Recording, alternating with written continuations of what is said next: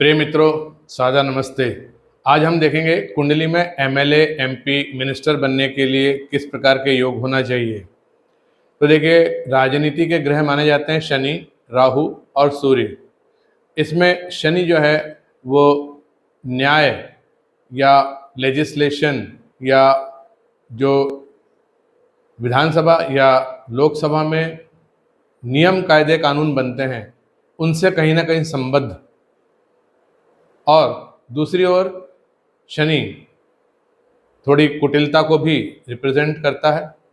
तो यदि शनि या राहु या सूर्य, तीन ग्रह कहीं ना कहीं लग्न 10वें घर और 11वें घर को अफेक्ट करते हों।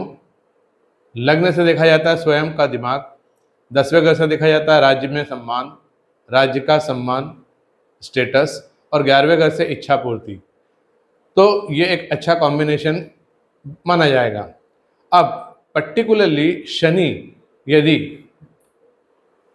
पहले, दूसरे, चौथे, 10वें या 11वें घर में हो, पहले घर में होगा तो वो बुद्धि को शनि जो है उस प्रकार की बना देगा, कुटिलता उसमें थोड़ी सी देगा,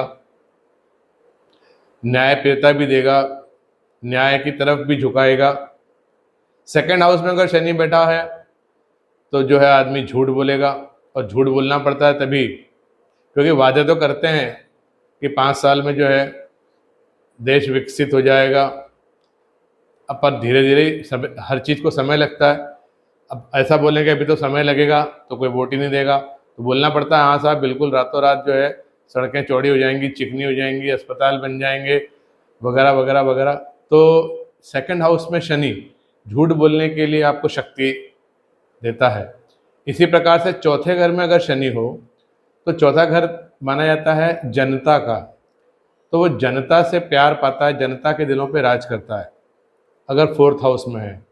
इसी प्रकार से अगर 10th हाउस में है तो कर्म उसके शनि वाले, न्याय बनाने वाले या नियम बनाने वाले। 11वें घर में हो शनि तो भी वही बात कि उसी से उसको लाभ अर्जित होगा, नियम कायदे कानून बनाना। तो ये सब मिनिस्टर्स का और जो असेंबली में या पार्लियामेंट में बैठते हैं उन्हीं लोगों का काम है। तो शनि की पोजीशन देखना है, अगर वैदिक के हिसाब से बता रहा हूँ मैं, first house, second house, fourth house, 10th house या 11th हाउस में शनि हो तो ये एक स्टेप अपन आगे बढ़ सकते हैं कि हाँ भाई ये सपोर्ट कर रहा है एमएलए एमपी बनने के लिए, पर ये सफिशिएंट नहीं है। अब और भी उन्होंने कहा कि साहब शनि यदि कर्क राशि में हो, मतलब वही चौथा घर, मतलब वही जनता के दिलों पर राज, या सिंह राशि में हो, सिंह राशि मतलब सूर्य से रिप्रेजेंट होती है, मतलब राजधानी, तो राजधानी उसका कर्म क्षेत्र होगा तो राजधानी में रहेगा। तो भाई जो मिनिस्टर होते हैं, प्राइम मिनिस्टर होते हैं, एमएलए एमपी होते हैं, उन्हें राजधानी में ही रहना होता है क्योंकि वहीं पर लेजिस्लेटिव असेंबली या पार्लियामेंट होता है। इसी प्रकार से अगर शनि कुंभ राशि में हो तो कुंभ राशि वही हो गया न्याय का देवता अपने खुद के 11वें नंबर की राशि में, तो वो नियम कायदे कानून बनाने वाला कर्म करेगा, यानी कि असेंबली में या पार्लियामेंट में जाएगा जहाँ पर कि वो नियम बनाएगा। सबसे इम्पॉर्टेंट है केपी स्क्रिप्ट।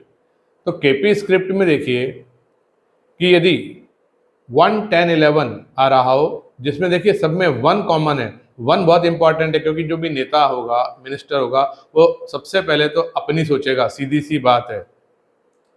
स्वयं का व्यक्तित्व हावी होगा, स्वयं के चेहरे के दम पर वो आगे बढ़ेगा, और नेता तो सोचते ही अपने लिए हैं। तो आवश्यक है कि उन्हें जीतने के लिए, लोगों में बने रहने के लिए स्वयं को विकसित करना आवश्यक है। तो 1 तो आवश्यक है ही है। रहा सवाल 10 का मतलब स्टेटस, गवर्नमेंट, 11 का मतलब इच्छा पूर्ति, विश फुलफिलमेंट। तो 1, 10, 11 यदि पत्रिका में है तो वो स्वयं 1 राज्य करेगा और उससे उसको इनकम भी होगी और उसकी सारी इच्छाएं पूरी होंगी। 1, 10, 11 अगर है तो आप तो समझिए कि पैदाइशी जो है वो राजयोग लिखा के लाया है नेता बनने के लिए। 1, 10, 11 उसको कोई मेहनत ही नहीं करना, वो स्वयं सोर्स हो गया 1, और 10, 11 एंड हो गया रिजल्ट, मतलब कि उसको तो मिलना ही है सत्ता और पैसा। इसी प्रकार से 1, 11, 1 मतलब स्वयं, 11 मतलब विश फुलफिलमेंट। या 1 8 10 11, 1 8 10 11 में अब एक नया नंबर आ गया 8। 8 मतलब 8th हाउस, मतलब लीगेसी, मतलब जैसे गांधी परिवार में पैदा हुए तो जो है हमें वो पैदाइशी जो है एंसेस्ट्रल वो मिली हमको मिल्कियत कि हम राज्य कर सकें। तो 1 10 11, 1 11 एंड 1 8 10 11 ये सबसे बढ़िया योग हैं एमएलए एमपी मिनिस्टर बनने के लिए। उसके बाद आता है 1 4 10 11। अगर 1 4 10 11 है तो 1 10 11 से वो एमएलए एमपी मिनिस्टर तो बनेगा। मिनिस्टर बनने के लिए एक चीज़ और देखते हैं कि सूर्य प्रबल होना चाहिए, जैसे कि सूर्य पंचम हाउस में हो, पंचम भाव में हो, है ना। तो 1 4 10 11 का मतलब ये होगा कि 4 अगर आ गया तो वो जनता में बड़ा प्रिय नेता होगा। 1 4 10 11 1 6 10 11 का मतलब होगा कि वो 6 मतलब कंपटीशन, 6th हाउस, तो वो कंपटीशन से बड़ी मेहनत करके जीत कर चुनाव और फिर वो एमएलए एमपी का पद प्राप्त कर सकेगा। तो कहीं ना कहीं कंपटीशन में सफलता वाली बात भी उसके करेक्टर में दिखेगी। 1 5 9 10 11 तो या तो 5 हो जाए 1 10 11 के साथ या 9 हो जाए 1 10 11 के साथ। तो 5 देता है बुद्धि, क्रिएटिविटी, और 9 देता है धर्म। तो कई लोग मनोनीत किए जाते हैं, बिना चुनाव लड़े ही वो जीत जाते हैं, मतलब एमएलए एमपी बन जाते हैं, चाहे राज्यसभा में पहुंच जाएं, चाहे लोकसभा में पहुंच जाएं। तो 5 मतलब बुद्धि, बहुत बुद्धिमान व्यक्ति, बुद्धिमान होने के कारण उसको मनोनीत किया गया as a member of parliament. या वो 5 नंबर से क्रिएटिविटी भी देखी जाती है कि वो सुपरस्टार था, हेमा मालिनी थी, सनी देओल था, तो उनको डायरेक्टली उसके दम पर सत्ता या एमएलए एमपी का पद मिल जाना। 9 में धर्म, कोई धार्मिक गुरु हो, पब्लिक फिगर हो, तो उन्हें भी सत्ता या एमएलए एमपी का पद मिल जाना। तो ये 1 5 9 10 11 ऐसा है जिसमें कि उस व्यक्ति के अच्छे गुणों के कारण उसे डायरेक्ट एमएलए एमपी का पद मिल जाएगा, कंपटीशन उसको फेस करने की ज़रूरत नहीं पड़ेगी। तो इस प्रकार हमने देखा कि 1 10 11 केपी स्क्रिप्ट में बहुत इंपॉर्टेंट है, साथ में 8 आ जाए, 4 आ जाए, 5 9 आ जाए, तो वो किस प्रकार से पहुंचेगा ये बता दिया जाएगा। लेकिन हाँ 1 10 11 तो मस्ट है। 1 मतलब वो स्वयं की ही बात करेगा, स्वयं का ही व्यक्तित्व होगा।